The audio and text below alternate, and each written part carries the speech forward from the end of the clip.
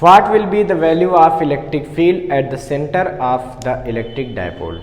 A 0, B equal to electric field due to one charge at the center, C twice the electric field due to one charge at the center, and D half the value of electric field due to one charge at the center. Okay.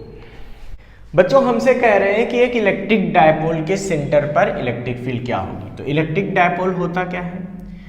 When two equal but opposite charge are placed at very small distance, और इस small distance को हम लोग किससे लिखते हैं बच्चों? 2L से। तो इस अरेंजमेंट को बोलते हैं electric dipole.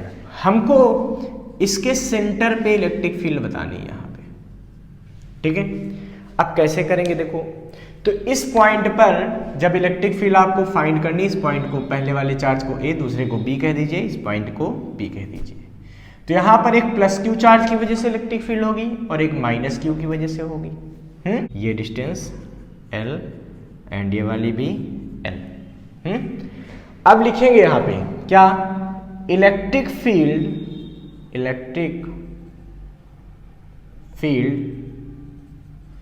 Eight P due two plus Q charge.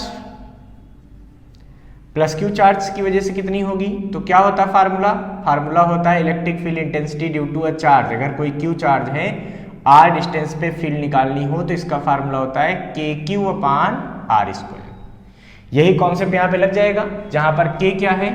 K constant होता है और इसकी वैल्यू 9 × 10⁹ न्यूटन मीटर स्क्वायर पर कूलम स्क्वायर होती है। तो कई बार हम लोग डिस्कस कर चुके हैं। तो यहाँ पे P पॉइंट पे इलेक्ट्रिक फील्ड क्या हो जाएगी? देखो KQ/ डिस्टेंस का स्क्वायर। डिस्टेंस कितना है? L, तो L² हो गया, ठीक है। फिर लिखेंगे बच्चों नेक्स्ट क्या लिखेंगे? Electric field at P due to minus Q charge. तो माइनस Q चार्ज से इलेक्ट्रिक फील्ड कितनी आएगी भाई? ये आएगी E2, और ये कितनी आएगी? KQ/ डिस्टेंस का स्क्वायर। तो डिस्टेंस तो यहाँ पे वही L²। अब डायरेक्शन देखो, प्लस की वजह से इलेक्ट्रिक फील्ड कहाँ होगी? देखो आउटवर्ड। प्लस की वजह से इलेक्ट्रिक फील्ड किसी पॉइंट पे हमेशा किधर होती है? आउटवर्ड। तो E1 इधर हो जाएगी, और जो E2 है वो किधर होगी? देखो माइनस की वजह से इलेक्ट्रिक फील्ड इनवर्ड, तो ये माइनस है ना, तो ये अपनी तरफ लगाएगा इलेक्ट्रिक फील्ड।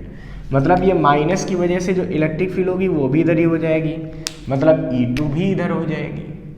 तो जब E1 E2 सेम डायरेक्शन में हो जाएंगे, इसका मतलब क्या होगा? इनका रिजल्टेंट इनको ऐड करके आएगा पैरेललोग्राम से। तो लिखेंगे कि so net electric field intensity at P = E1 + E2। इसका मतलब ये आ जाएगा KQ/L² + KQ/L²। क्यों? क्योंकि सेम डायरेक्शन में हो गए थे इसलिए ऐड हो गए। तो आ गया 2KQ/L²। इससे क्या पता चलता है कि एक चार्ज की वजह से यहां जितनी फील्ड थी उसका डबल टोटल फील्ड आएगी। So the net electric field intensity will be double of value of one charge produced at the centre.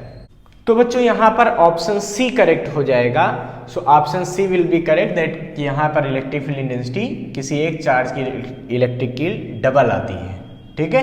तो option C will be correct.